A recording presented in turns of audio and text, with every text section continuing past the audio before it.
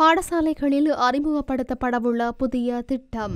மாகாண சபை தேர்தல் முறையில் சட்ட சிக்கல், கலந்துரையாட அமைச்சு தீர்மானம். அரசியல் பரபரப்புக்கு மத்தியில் நாடாளுமன்ற அமர்வு ஆரம்பம். கிளீன் ஸ்ரீலங்கா நடவடிக்கை. விதிமுறைகளை மீறிய பேருந்திலிருந்து இறக்கப்பட்ட பயணிகள். பசில் ராஜபக்சவின் சொத்துக்கள் குறித்த விசாரணை விமர்சிக்கும் எதிர்க்கட்சி. இஸ்ரேலிய படையினருக்கு எதிராக இலங்கை உட்பட்ட 50 நாடுகளில் போர்க்குற்ற முறைப்பாடுகள். கட்டுநாயக்க விமான நிலையத்தில் தரையிறங்க முடியாமல் திணறிய விமானங்கள். நாடளாவிய ரீதியில் உள்ள பாடசாலைகளில் சுகாதார சேவைகளை நவீனமயமாக்குவதற்கு திட்டமிட்டுள்ளதாக பிரதமர் ஹரணி அமரசூரிய தெரிவித்துள்ளார். உலக வங்கிகளின் ஆதரவின் கீழ் புதிய வேலை திட்டங்களை நடைமுறைப்படுத்துவதன் மூலம் இதனை மேம்படுத்தவுள்ளதாக தெரிவித்துள்ளார். பாடசாலை கல்வி நவீனமயமாக்கல் வேலை திட்டத்தின் கீழ் உலக வங்கியின் அனுசரணையுடன் முன்னெடுக்கப்படும் திட்டங்களின் தற்போதைய முன்னேற்றம் தொடர்பாக பிரதமர் ஹரணி அமரசூரிய தலைமையில் நடைபெற்ற கலந்துரையாடலில் அவர் இதனை விளக்கமளித்தார். மேலும் கடந்த சில வருடங்களில் பாடசாலை மாணவர்கள் மற்றும் பாடசாலைகளுக்காக நடைமுறைப்படுத்தப்படும் திட்டங்களின் தற்போதைய வீதம் குறித்து நீண்ட கலந்துரையாடல் இடம்பெற்றதுடன் இலங்கையில் இடைநிலை கல்விக்கான தகவல் தொழில்நுட்ப பாடப்பகுதியின் அபிவிருத்தி குறித்தும் பிரதமர் கவனம் செலுத்துவதாக தெரிவித்துள்ளார். மாகாண சபை தேர்தல் முறையில் தற்போதைக்கு முன்னெழுந்துள்ள சட்ட சிக்கல் குறித்து கலந்துரையாட உள்ளூராட்சி மாகாண சபை அமைச்சு தீர்மானித்துள்ளது. கடந்த 2018ஆம் ஆண்டு தொடக்கம் மாகாண சபைகள் பயன்பாட்டிலின்றி ஆளுநர்களின் அதிகாரத்தின் கீழ் மாகாண சபைகள் இயங்கி வருகின்றன. இந்த நிலையில் எதிர்வரும் ஏப்ரல் மாதமளவில் நடத்தப்படவுள்ள உள்ளூராட்சி மன்றங்களுக்கான தேர்தல்களின் பின்னர் மாகாண சபைகளுக்கான தேர்தல்களை நடத்துவதில் அரசாங்கம் ஆர்வம் கொண்டுள்ளது.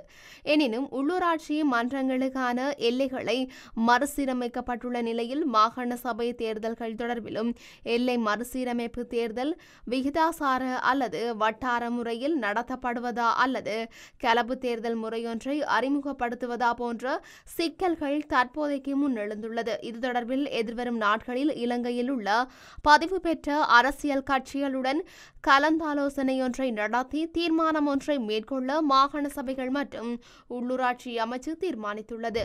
புது வருடத்தின் முதலாவது நாடாளுமன்ற அமர்வு சபாநாயகர் யகத் விக்ரமரட்ன தலைமையில் சற்று முன்னர் ஆரம்பமானது.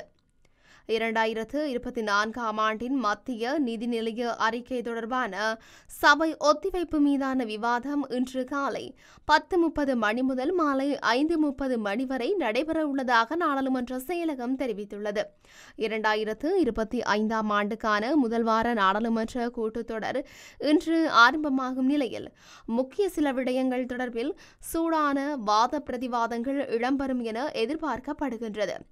எதிர்வரும் வெள்ளிக்கிழமை வரை சபை அமர்வுகள் இடம்பெறவுள்ளன. இதன்போது உள்ளூராட்சி சபை தேர்தல் திருத்த சட்டம் மூலம் நாடாளுமன்றத்தில் துறைசார் அமைச்சரால் முன்வைக்கப்படவுள்ளது. அத்துடன் ஜனாதிபதி அனுரகுமார திசாநாயக்கவின் இந்திய விஜயம் மற்றும் சீனாவுக்கு மேற்கொள்ளவுள்ள விஜயம் என்பன பற்றியும் எதிரணிகள் கேள்விகளை எழுப்பவுள்ளன. இன்று மத்திய வங்கி நிதி நிலைய அறிக்கை தொடர்பிலும் விவாதிக்கப்படவுள்ளது. நாளை மறுதினம் வியாழக்கிழமை ஒதுக்கீட்டு சட்டம் மூலம் முன்வைக்கப்படவுள்ளது. அரிசி தட்டுப்பாடு, சர்வதேச நாணய நிதியத்துடனான இணக்கப்பாடு உள்ளிட்ட விடயங்களால் அரசு மீது எதிரணிகள் சரமாரியாக விமர்சனங்களை தொடுத்து வருவதால் அரசியல் பரபரப்புக்கு மத்தியிலேயே சபையும் கூடுகின்றது. வீதி விதிமுறைகளை மீறியதாக குற்றம் சுமத்தப்பட்ட தனியார் பேருந்து ஓட்டுநர் ஒருவர் பயணிகளை இறக்கிவிட்டு பேருந்தை மீண்டும் தமது இடத்துக்கே செலுத்தி சென்ற சம்பவம் பதிவாகியுள்ளது. இந்த சம்பவம் பாணாந்துறை பகுதியில் இடம்பெற்றுள்ளது. வீதி விதிமுறைகளை மீறியதாக கூறப்படும் குறித்த பேருந்தில் சாதாரண உடைகளில் பயணித்த 2 போலீஸ் அதிகாரிகள் போக்குவரத்து போலீசாருக்கு சம்பவம் தொடர்பில் தகவல்கள் வெளியாகியுள்ளன.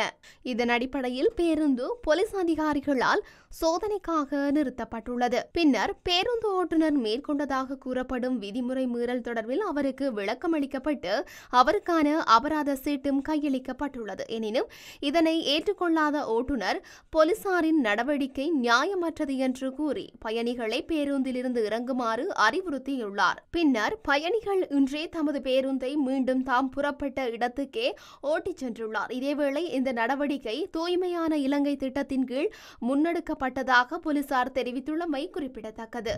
முன்னாள் நிதியமைச்சர் பசில் ராஜபக்சவின் சொத்துக்கள் தொடர்பில் விசாரணைகளை மேற்கொள்வதற்கு அமெரிக்காவின் முழுமையான ஒத்துழைப்பை பெற்றுக்கொள்ளும் இயலுமை அரசாங்கத்துக்கு உண்டு என ஸ்ரீலங்கா பொதுஜன பெரமுனவின் பொதுச் செயலாளர் சாகர காரியவசம் தெரிவித்துள்ளார். ஸ்ரீலங்கா பொதுஜன பெரமுனவின் காரியாலயத்தில் நேற்று நடைபெற்ற ஊடகவியலாளர் சந்திப்பின் போது அவர் இவ்வாறு குறிப்பிட்டுள்ளார்.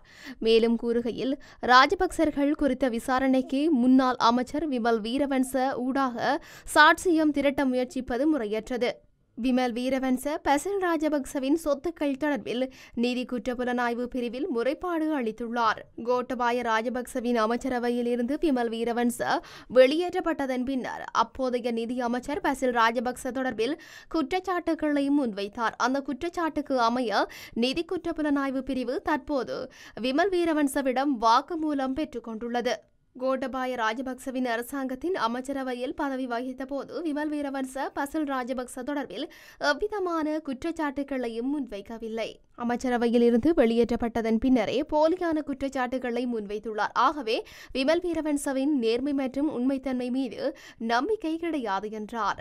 இஸ்ரேலிய படையினர் காசாவில் போர்க்குற்றங்களில் ஈடுபட்டதாக குற்றம் சுமத்தி பாலஸ்தீன ஆதரவு அமைப்புகள் இலங்கை உட்பட உலகம் முழுவதும் உள்ள நீதிமன்றங்களில் சுமார் 50 முறைப்பாடுகளை தாக்கல் செய்துள்ளதாக இஸ்ரேலிய ஊடகங்கள் தெரிவித்துள்ளன. எனினும் இதுவரை எந்த கைதுகளும் பதிவு செய்யப்படவில்லை என்று இஸ்ரேலின் பொது ஒளிபரப்பு நிறுவனமானது தெரிவித்துள்ளது. இந்த நிலையில் முறைப்பாடுகள் மேற்கொள்ளப்பட்ட அனைத்து நாடுகளின் பெயர்களையும் குறித்த ஊடகம் குறிப்பிடவில்லை. இருப்பினும் தென்னாப்பிரிக்கா, இலங்கை, பெல்ஜியம், பிரான்ஸ் மற்றும் பிரேசில் ஆகிய நாடுகள் இஸ்ரேலிய வீரர்கள் மீது முறைப்பாடுகள் பதிவு செய்யப்பட்டதாக இஸ்ரேலிய நாளிதழ் ஹரட்ஸ் தெரிவித்துள்ளது. இதேவேளை ராணுவத்தின் தகவல் பாதுகாப்பு துறையை மேற்கோள் காட்டி இஸ்ரேலிய வீரர்கள் காசாவில் போர்க்குற்றங்களில் ஈடுபடுவதை ஆவணப்படுத்தும் சமூக ஊடக தளங்களில் ஒவ்வொரு நாளும் கிட்டத்தட்ட 1 மில்லியன் பதிவுகளை வெளியிடுவதாக அந்த ஊடகம் தெரிவித்துள்ளது. இந்த நிலையில் குறிப்பிட்ட நாடுகளுக்கு பயணத்தை தடை செய்ய அதிகாரப்பூர்வ அறிவுறுத்தல்கள் எதுவும் வெளியிடப்படவில்லை என்றும் அந்த ஊடகம் குறிப்பிட்டுள்ளது. இதற்கிடையில் பிரேசிலில் விடுமுறையில் இருந்த இஸ்ரேலிய ரிசர்வ் படை வீரர் ஒருவர் காசாவில் போர்க்குற்றங்களுக்காக அவர் மீது வழக்கு தொடரப்பட்ட பின்னர் அந்த நாட்டை விட்டு வெளியேறியதாக இஸ்ரேலிய ஊடகங்கள் தெரிவித்துள்ளன. கட்டுநாயக்க விமான நிலையத்தில் தரையிறங்க வந்த 4 விமானங்கள் மத்தளம் மற்றும் இந்தியாவின் திருவனந்தபுரம் விமான நிலையங்களுக்கு திருப்பிவிடப்பட்டுள்ளன. இன்று காலை கட்டுநாயக்க பிரதேசத்தில் நிலவிய பனிமூட்டமான காலநிலை காரணமாக இவ்வாறு திருப்பிவிடப்பட்டுள்ளதாக அதிகாரிகள் தெரிவித்துள்ளனர்.